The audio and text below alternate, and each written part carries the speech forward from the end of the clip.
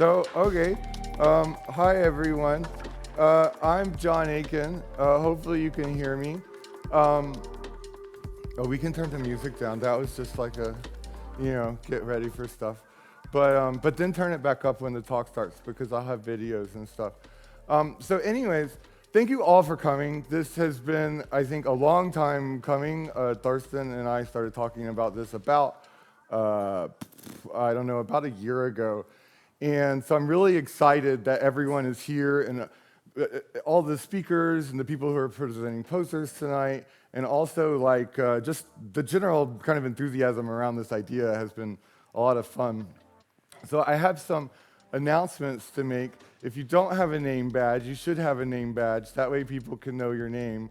But don't feel like you have to get up and get one now, because that would be too much work. But they're over there. I also have I have stickers that have like the conference logo on them and stuff like that. So feel free to take all of that.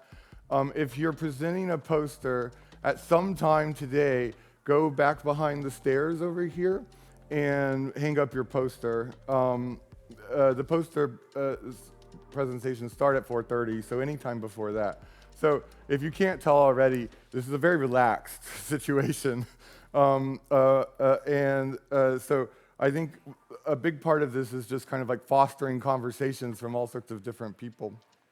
One last thing, if you need to use the toilet, it's down the stairs and to the left, just in case, that way you don't have to ask. So welcome to Exploring System Dynamics in the Natural World with AI conference 2024. I've already been asked, will there be one in 2025? And I don't know, maybe. But it could be fun. We'll see how this one goes first. But maybe we'll all be back somewhere next year to have a new kind of conversation. I saw this article where they kind of, I feel like they kind of misquote Jensen Huang, who's the CEO of NVIDIA. And I would think that most people here have heard of NVIDIA, but it says that this NVIDIA CEO predicts the death of coding. Jensen Huang says AI will do the work so kids don't need to learn.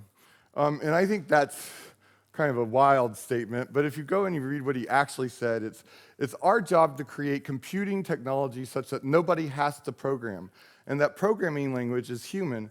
Everybody in the world is now a programmer, and this is the miracle of artificial intelligence. And that got me thinking because I kind of love like computer ad copy and the history of computing. And in the 80s, which was when I was born, so I don't remember this, I just read it on the internet.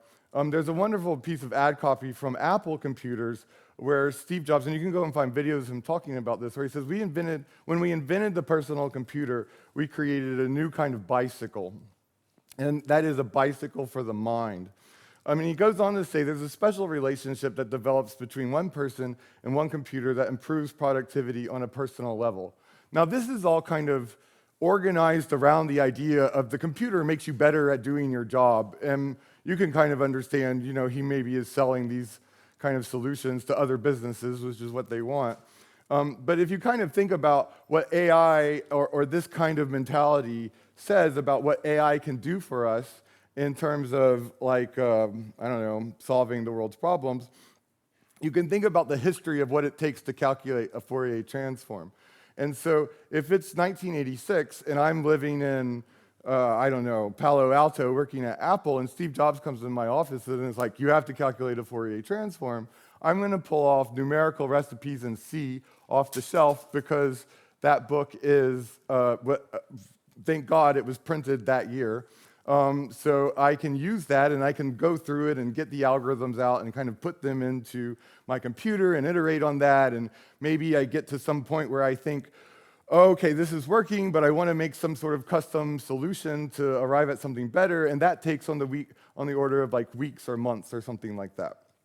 Nowadays, you just import SciPy and you can calculate a Fourier transform. Now, of course, if you do a lot of signal processing, that might not be the solution you want, but at the very least, it's right there for you. And so the AI kind of world presents that, well, the solution for this is, well, we're going to make the computer even, like, maybe even anticipate that you want to calculate the Fourier transform to begin with, and anticipate the science that you want to do.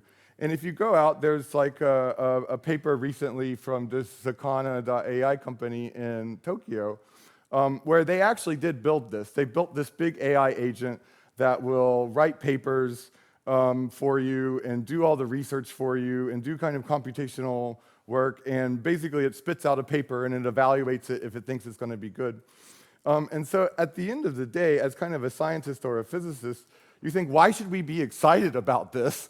Because basically what these people are telling us is we're all out of a job. And so why would I ever care about this? Like, I would be actually very antagonistic against this idea because I actually like being a scientist. So why would I give that up? The first answer is, there's a wonderful breakdown on Twitter. I don't know who Jimmy Koppel is, but he did a wonderful breakdown where he shows that, like, basically what they promise in their article isn't exactly what they did and what comes out. So don't worry, you're not going to lose your job yet to an LLM writing papers for you. But on top of that, I think there's another there's another kind of issue, and I really need a glass of water. But maybe someone can hand me one. Okay, cool. Thank you. And so I'm here to say there are reasons to be excited about this. And so one of them kind of goes back to a paper that comes from a long time ago that says that essentially neural networks are universal function approximators. If you can differentiate it, a neural network can approximate it. And this idea is a relatively old one. This paper was published in 1989, but I feel like this animation kind of just gives you an idea of what happens when a neural network approximates this kind of cubic function.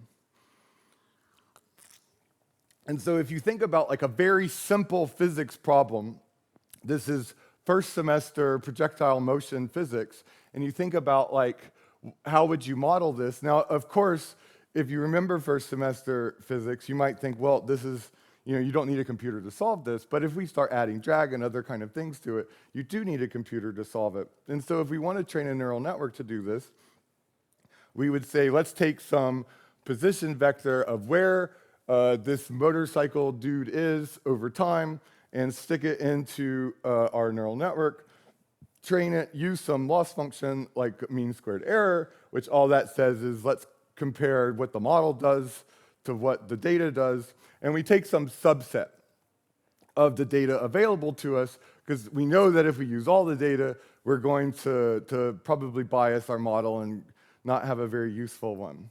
And so if you do that, what happens is as you train the model, it doesn't learn anything about physics, and it totally falls apart.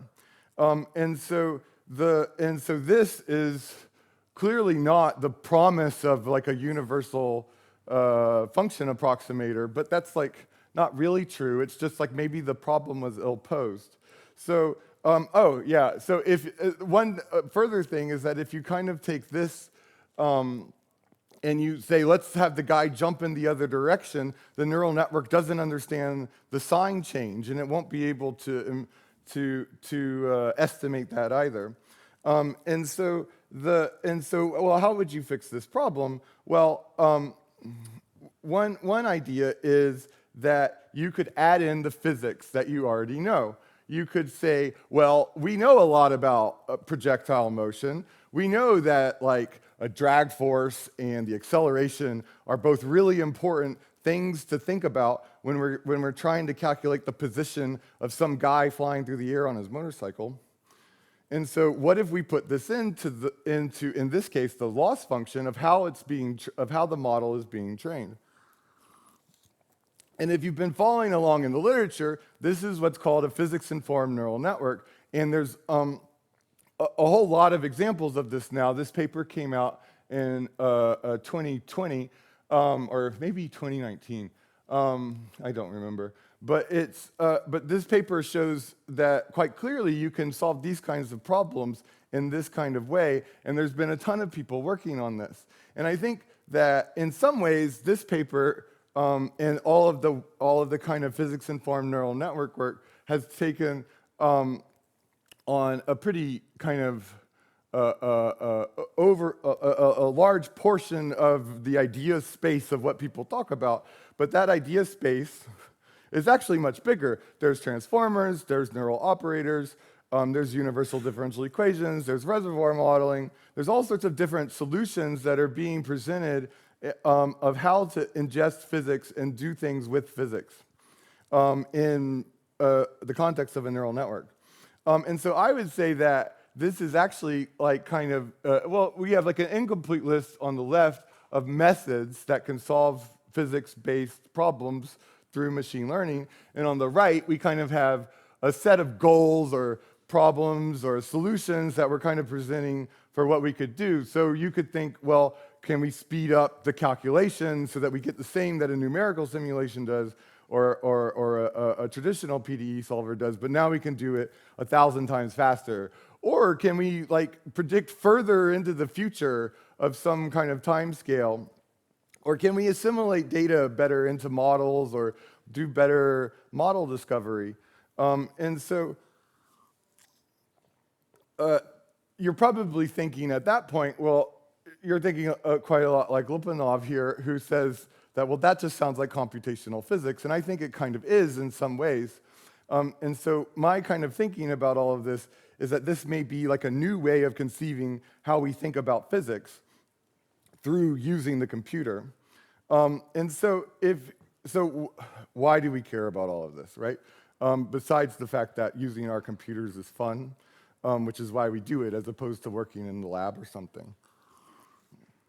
So if you're like me and you grew up reading James Gleick's Chaos, you probably saw this plot. And if you're older than that, you probably saw it in Lorenz's paper about this. But essentially, this is the like original plot that shows chaos exists. And the idea is that you have a system that evolves over time. At some point, it diverges from itself. And that divergence, the time between when you start the system and the time between it diverges is some sort of characteristic time scale that you can call the Lipinov time. And so this is one way to articulate how most of the world around us works in terms of physics, like whether it's weather or earthquakes or all sorts of different kind of geophysical problems. These things all kind of come out of this kind of understanding of the world. And so, like, to sum it up with Lorenz, which, I think is, this shouldn't be new information to people, but he just says that when present determines the future, but the proximate present does not approximately determine the future, that's chaos.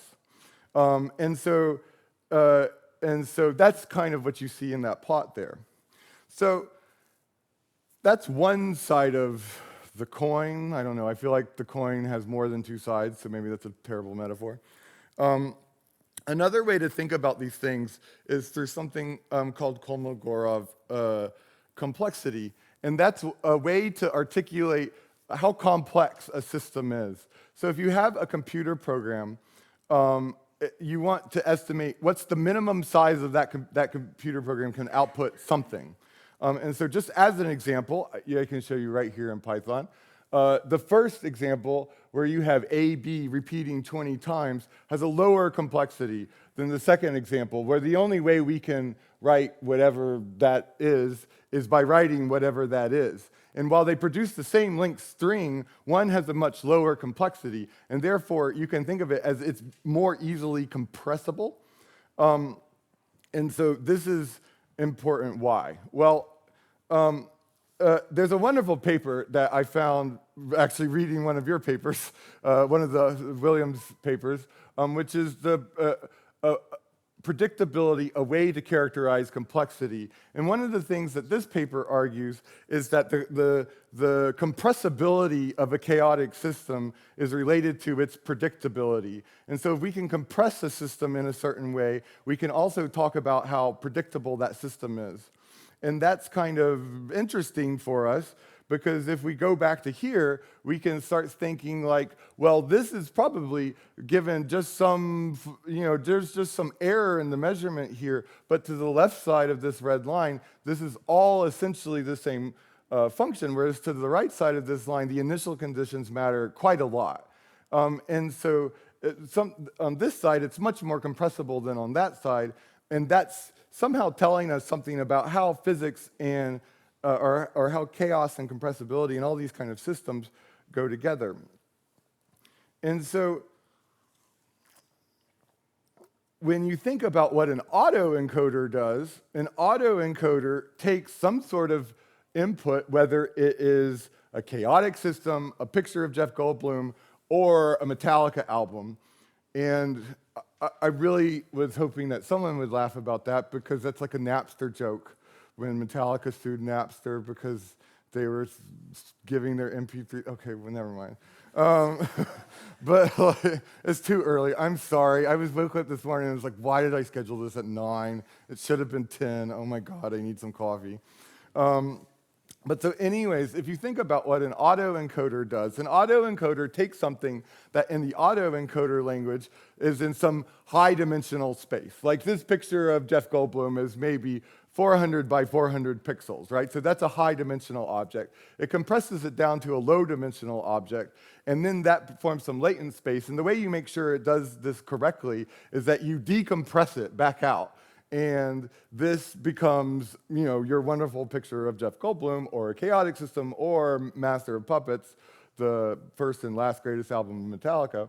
And this actually becomes quite interesting, and there's lots of unsupervised kind of research of examining what these latent spaces do, and this is where like LLMs and all sorts of other architectures are built on this kind of encoder-decoder structure.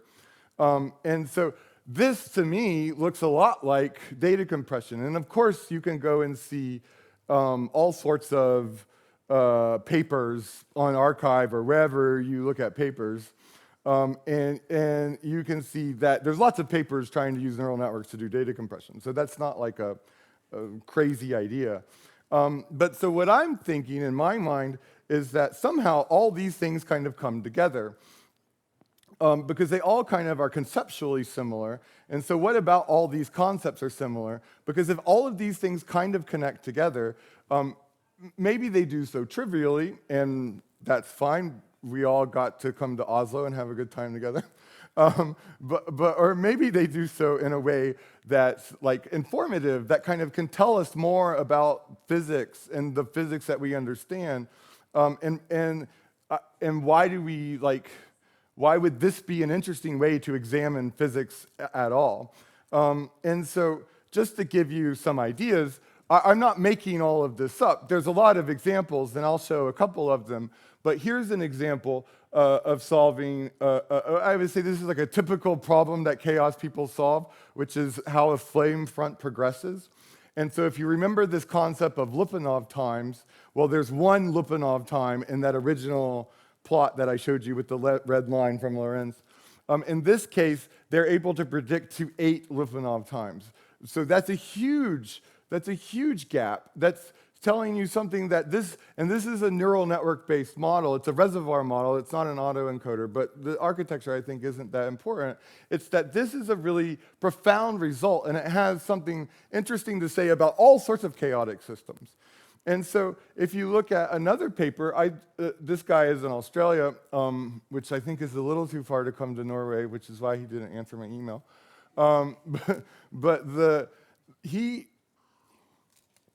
They're using an architecture called neural potentials, which are becoming common in chemistry applications, where in this case, this is a molecular dynamics simulation where they trained a fluid, some sort of electrolyte fluid, and they only trained it on the fluid interactions. They didn't train it on any kind of phase change or precipitation or anything like that. So they only trained it on that. And when they when they run the model for a long time, it produces the correct crystal structure without ever being told what that is.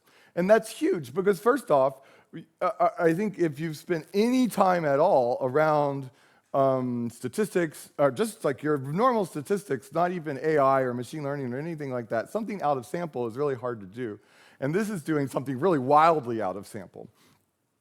And last, there's like, last but certainly not the last, but the last of my examples, there's like the GraphCast paper, which comes from Google, where they took something, so so just as an aside, another thing about doing all of this, the UK Met Office uses a supercomputer that takes around the power of, I think it's like 300,000 people.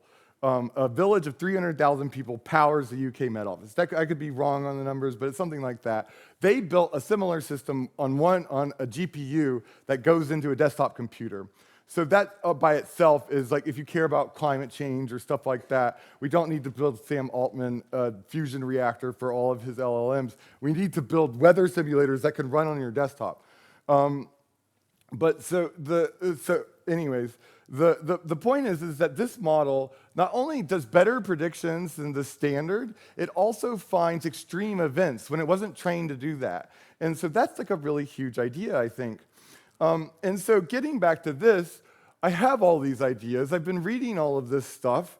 But, oh yeah, so one last thing, and this is why I invited, this is one reason why I invited one of the speakers, Omar, who will talk tomorrow, and that is that there's all of this great work coming out about digital twins. And I think in this paper, if I remember correctly, they break the wing of the plane so that the simulation that is responding to the input data from the airplane is helping control it. So we have all sorts of possibility of connecting this kind of like for extended predictability into what digital twins and control systems and stuff like that.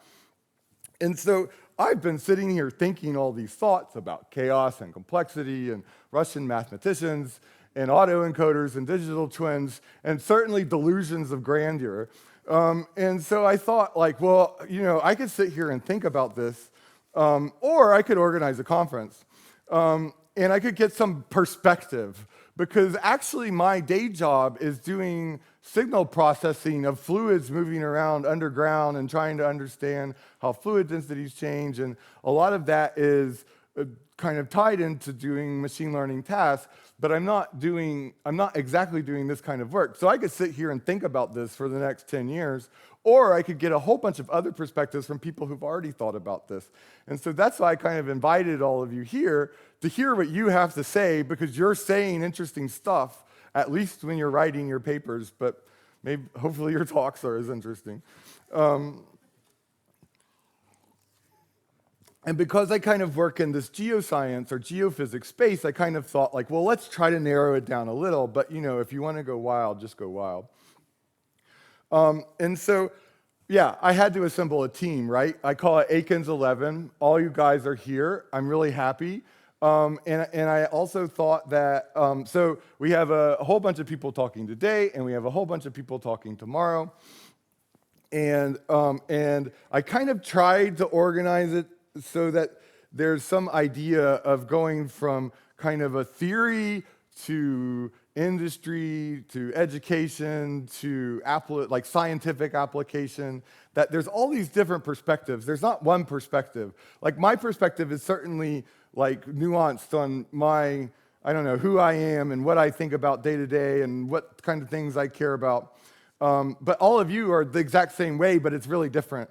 So that was kind of my thinking, was not just to get other perspectives of other AI people, but other people who aren't like me. What do you guys think about? So last but not least, we have a celebrity guest who, well, I'll just so hopefully the sound is working, so I'll just hit play. Please state the nature of the medical emergency.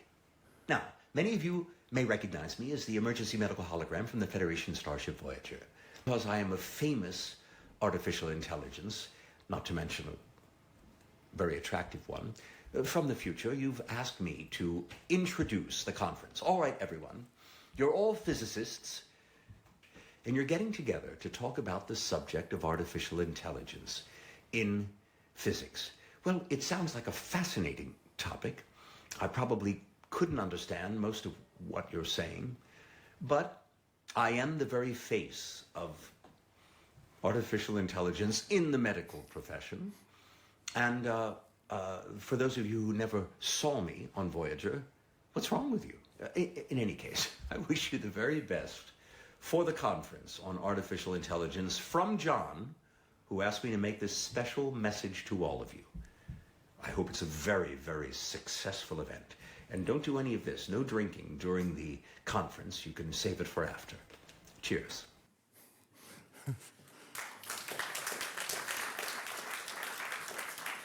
So, yeah, I was kind of worried if people still knew what Star Trek was, but I quite like Star Trek, so I'm glad everyone else liked it as well. So up next, well, of course we have the schedule. There's schedules printed out over there. Name badges, please. Next, William Gilpin will talk. And one thing that I've tried to set time for is that all the talks are about 30 minutes long, plus 15 minutes, because first, speakers kind of take 10 plus or minus 10 minutes, so whatever, that's fine. But also, like, it's a discussion. It's like I want to ask questions, you guys want to ask questions. So, like, hopefully it's like, it's not too much of a burden, and if you go over, it's fine. It's not a big deal, because only a couple people, well, more than a couple, but only a few people are talking each day. So it's really supposed to be a discussion about all of what I just presented, but also all of what you'll present as well. So yeah, thanks.